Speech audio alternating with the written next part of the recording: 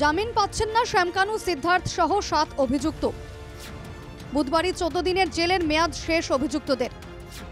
এ পর্যন্ত আদালতে জমা পড়েনি কোনো জামিন আবেদন।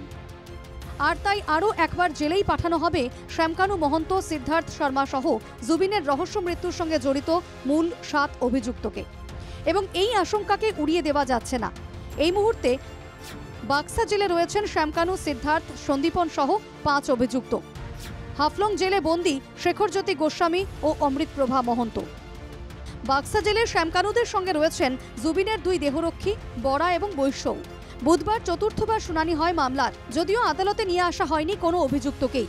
সুরক্ষার কথা মাথায় রেখে চতুর্থবারও ভিডিও কনফারেন্সেই হয় শুনানি। এদিকে বুধবার সিআইডি দফতরে হাজির হন অ্যাক্সিস ব্যাংকের 2 কর্মচারী। জুবিনের ম্যানেজার সিদ্ধার্থ শর্মার ব্যাংক অ্যাকাউন্ট ডিটেল নিয়ে সিআইডি দফতরে যান ব্যাংক কর্মচারীরা।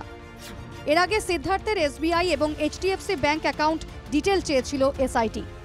শুধু নিজের অ্যাকাউন্টই নয়, অন্যতম ঘনিষ্ঠ প্রতীক্ষা দাসের ব্যাংক অ্যাকাউন্টেও কয়েক কোটি টাকা জমা রেখেছিলেন সিদ্ধার্থ।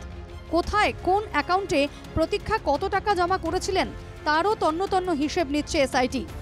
বুধবারই এসআইটির কাছে প্রতীক্ষার ব্যাংক অ্যাকাউন্ট ডিটেলসও জমা করেন আইডিএফসি ব্যাংকের কর্মচারীরা। সব মিলিয়ে জুবিনের রহস্য মৃত্যুর মূল ইস্যু থেকে কোনোভাবে রেহাই পেয়ে গেলেও আর্থিক নয়-ছয়ের মামলা থেকে কোনোভাবেই নিজেদের বাঁচাতে পারবেন না শ্যামকানু সিদ্ধার্থরা। উল্লেখ্য, এর আগে ইডির জেরার মুখে পড়তে হয়েছে শ্যামকানু সিদ্ধার্থদের। সব মিলিয়ে আত্মরক্ষা সমর্থনে সিদ্ধার্থদের হাতে যে আর কোনো বিকল্পই থাকছে না, বর্তমান পরিস্থিতি সে সাক্ষ্যই দিচ্ছে। তবে অখিল লুরিন সহ বিরোধীদের অভিযোগ মেনে নিলে এটাও মনে রাখতে হবে যে নির্বাচন পর্যন্তই থাকবে বর্তমানের এই ছবি। একবার নির্বাচন হয়ে গেলে তখন জামিনের আবেদন করবেন এবং পেয়েও যেতে পারেন শ্যামকানু সিদ্ধার্থরা।